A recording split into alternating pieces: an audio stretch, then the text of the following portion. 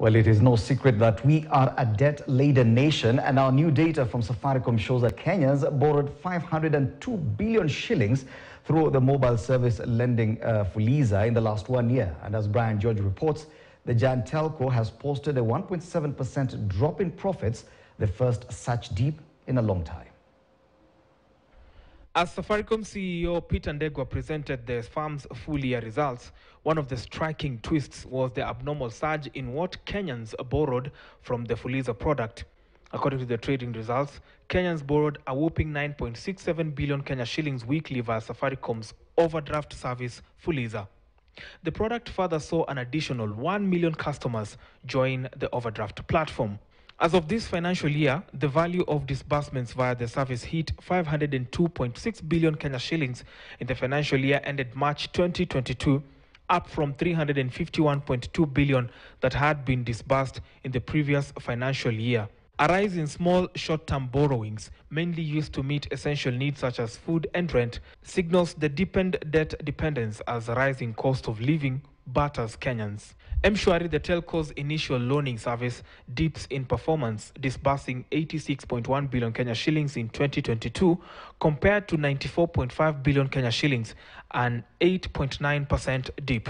Currently, the total number of daily active Fuliza users stands at 6.9 million, a pattern that is testament of the product's success. Other than registering an impressive turnover, Safaricom's M-Pesa product equally performed well.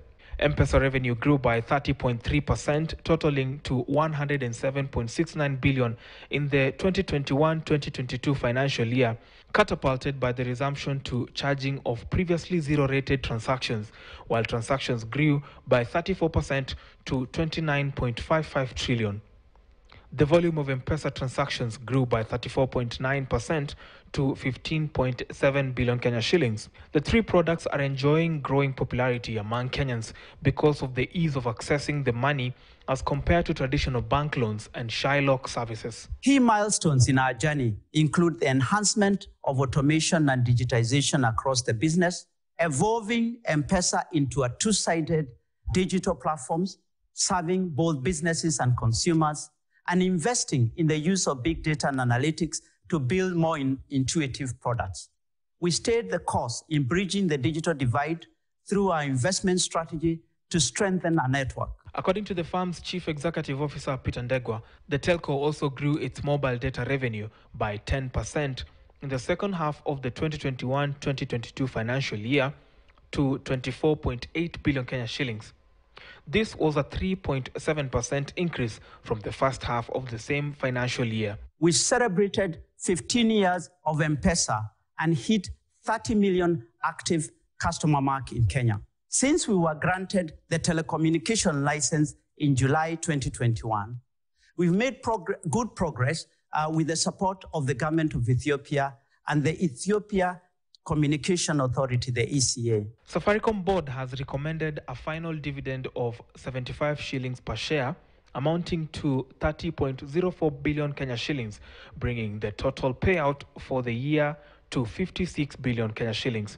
The telco had paid an interim dividend of 64 cents per ordinary share, amounting to 25.64 billion. Safaricom is also set to launch commercial operations in Ethiopia within the year as part of the company's regional expansion efforts to provide world-class telecommunication services to over 112 million Ethiopians. Safaricom Ethiopia had secured approvals for towers development, built 2 data centers, made the first test call, sent out the first test SMS, and completed the first data session.